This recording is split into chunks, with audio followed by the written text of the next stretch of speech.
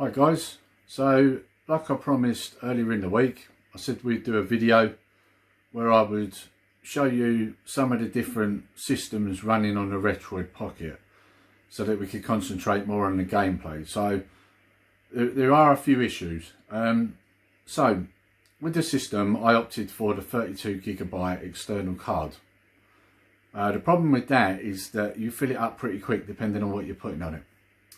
So I stuffed it full of a load of Mega Drive games and that was fine. Still quite a bit of room left.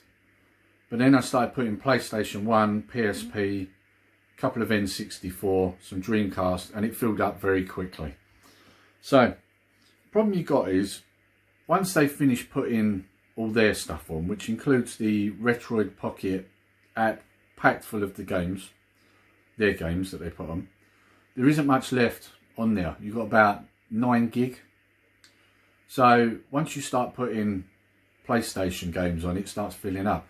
And I put quite a lot of PlayStation on. I only put a couple of Dreamcasts and a couple of N64 and a couple of PSPs just so I could show you guys how it performs. Problem is I couldn't fit it all on.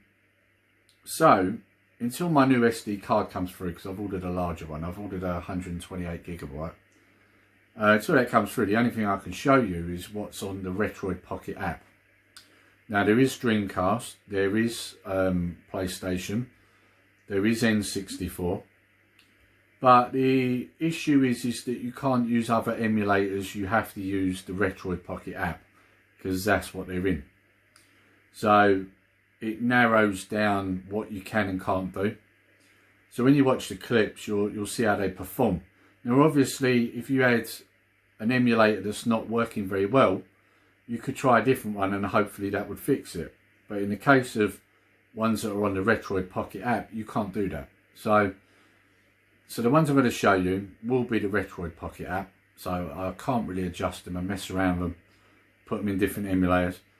Once my new SD card comes through, then I will be able to do that. I will get ROMs on there and then I can pick and choose what emulators I want to use, like RetroArch or whatever. So yeah. So I'm going to show you some gameplay now, and I'll see you after that with my final thoughts.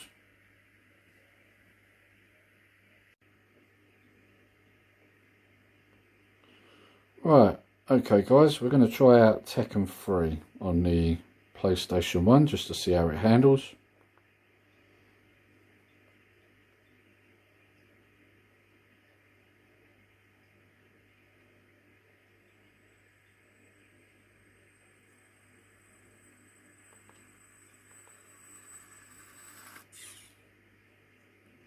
Give it a bit of volume.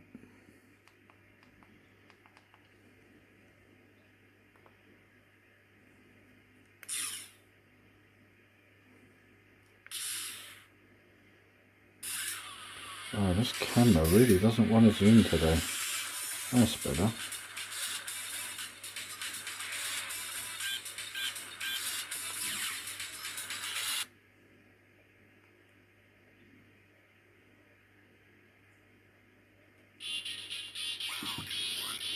I'm going to move this stuff out of the way because I think it's where it's trying to zoom in on stuff behind.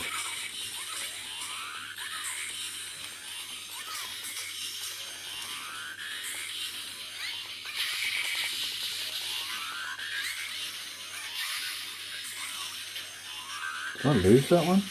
No, I've won it. So as you can see, it plays very well. Sounds good as well. Apologies if it doesn't look that great on film. We've got some bad weather at the moment. I've had to put the front room light on and it's really affecting the colours in this footage. But as you can see, I mean, there was no issue here at all. No lag, and this is one that's normally known for lagging. I've seen this on a few systems and it breaks up and doesn't want to work.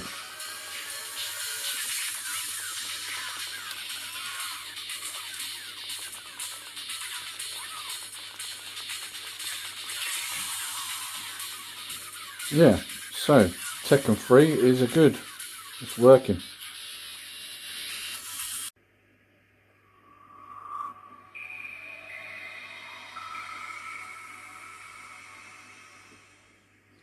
Right, so now as you can see we're trying out Dreamcast.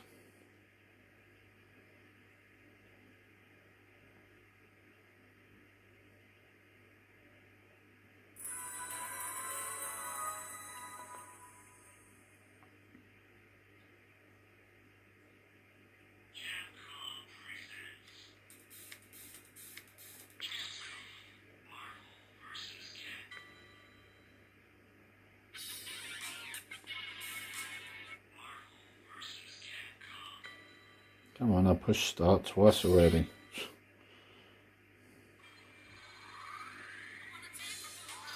Yeah, we need to turn that down because we've probably got like a third party's music there. We don't want that caught on here.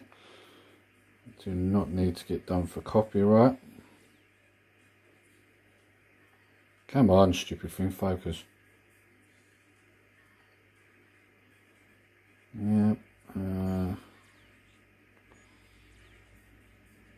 Just pick whoever at this point. Just want to make sure it works.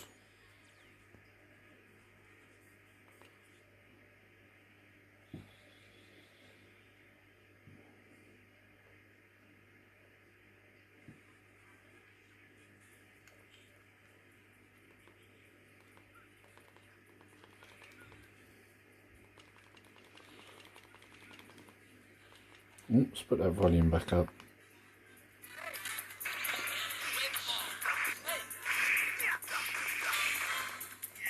Right, so I don't know if you can tell there's some sound problems.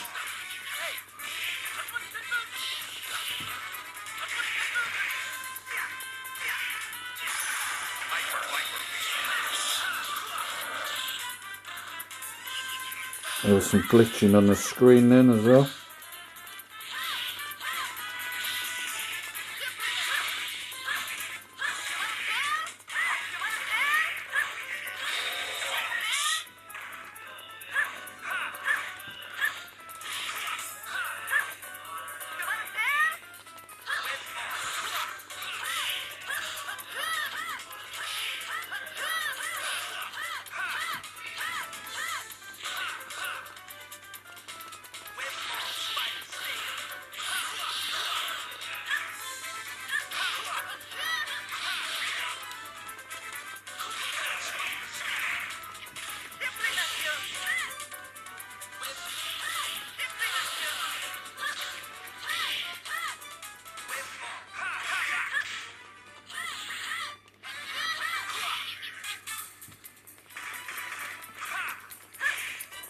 Right, so it looks fine at the moment. There's been a few sound issues. Yeah, look, now we've got the glitching, see it? Normally when the third character comes in, I've noticed it. See it? Yeah, look, now we've got the other third character. And as you can see, it's all glitching out. As we noticed earlier, there's some sound problems. Now, I would test more Dreamcast, but this is the only one on here at the moment. I'm waiting for a larger SD card to come through so that I can put more Dreamcast etc. on this.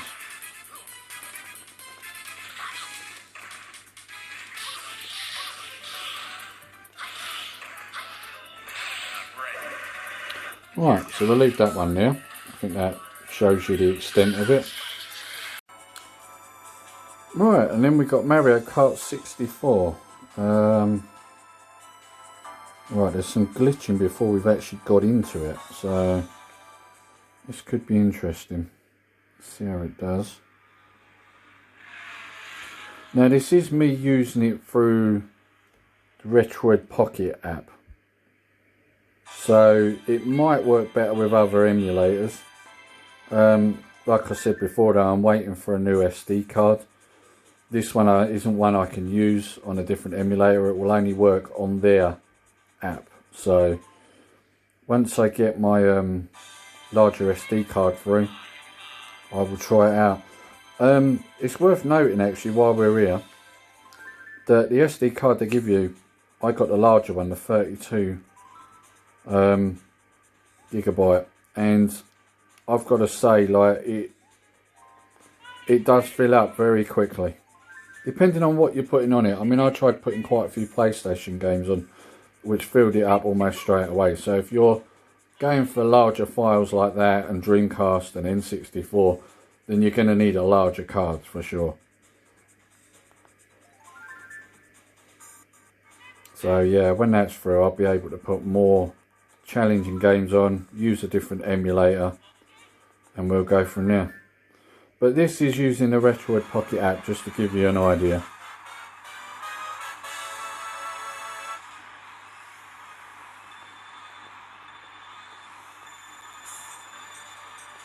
Oh, one button. Yep, that's the one I want.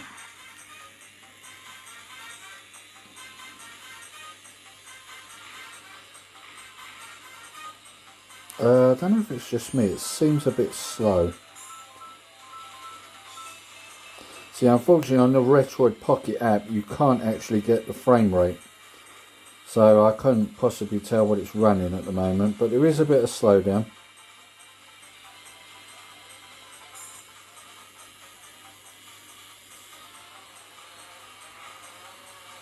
It's alright for the majority of the time, it's just every now and again.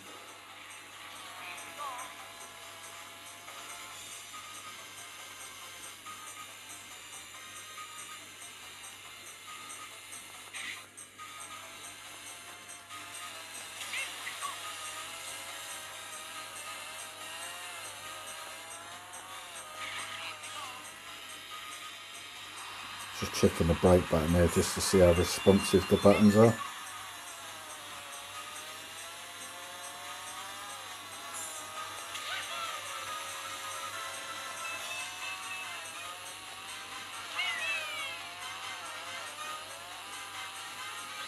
But for the most part, it's not too bad.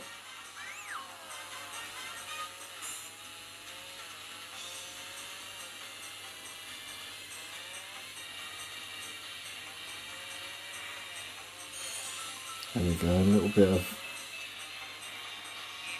a few frames dropping. Yeah, it gets a little bit crazy when there's more than one item on the screen, if you like. That's when you tend to notice it.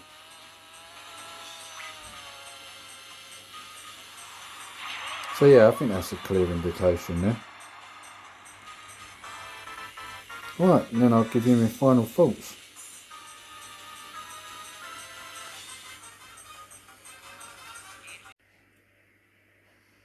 Right, okay, so if you've watched the clips, you'll see for yourself. We only tried one game per system. Didn't see much point in doing any more than that until I get the SD card through and we can start using the emulators, the other emulators. So I thought I'd just pick one game from each system now, the troublesome systems, and try them on the Retroid Pocket app and see how they performed. So as you can see, PlayStation 1 works well. Tekken 3, which is normally one that you have issues with, plays really well. No issues at all, no slowdown, no breaking of the sound, spot on. Then we've got Dreamcast, and obviously I tried SNK versus Marvel. I think it was SNK versus Marvel, and obviously there was issues. There's little breaks in the music, you know, it goes a bit croaky in places, and then when your third character jumps in, it just glitches out, and you've got all coloured blocks around them and all that. So, and that is one of the games that does test the system, so that's why I chose that. That and the fact that Retroid Pocket app doesn't have many Dreamcast games already on it. So I could have got on their online store and got a few more off there, but I just thought, well, let's just try the ones that are on here, see how we do. And then the last clip you saw there was N64, and that was Mario Kart 64. For the most part, it was okay. What you notice is though is that when the screen gets more busy, you know, when you've got more characters on the screen behind you, then it starts to slow down, the frame rates drop. Sound in places a little bit patchy, but nothing that you can't live with. So it's not too bad, it's playable. Again, like I said, You maybe could have messed around with a better emulator, but because it's in the Retroid Pocket app, you can't do that.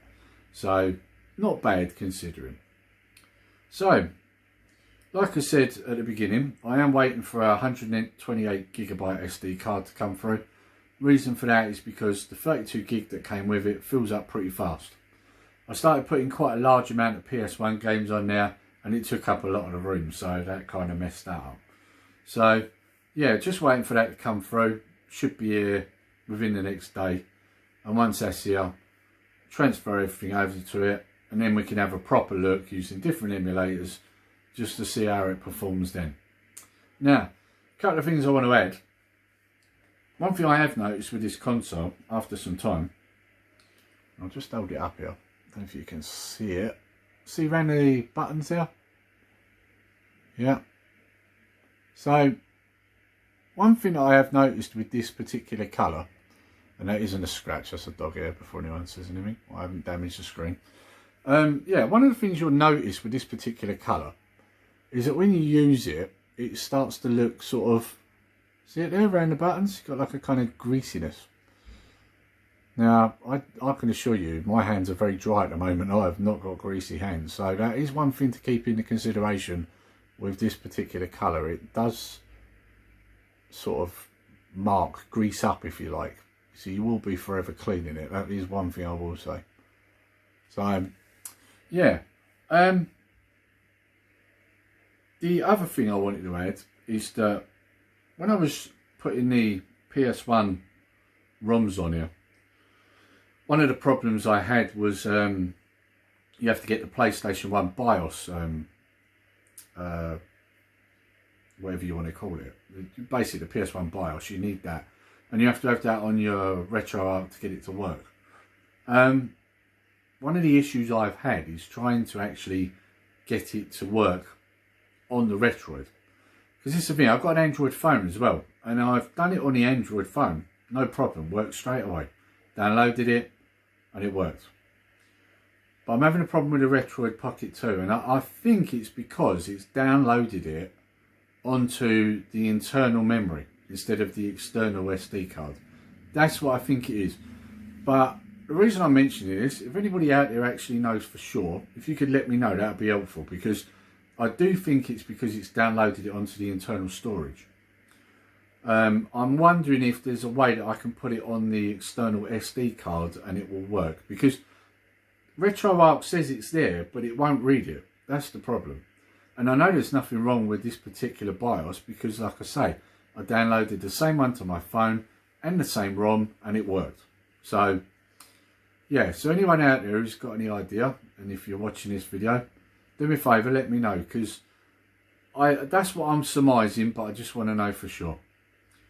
Alright, well, I hope you enjoyed the video, guys. Like I say, when I get my SD card through, I will do more of the systems. I will also look at PSP. There are some PSP on Retroid Pocket, but from what I see, it didn't look like they worked too well. So we'll try that when the SD card comes through, and we'll see if we can get it working on an emulator. So, right. So anyway, hope you enjoyed the video. Please like, share and subscribe. Hit the notification bell so that you're made aware of our future videos and live streams. And until next time, take care, stay safe, Nerdy Geezer out.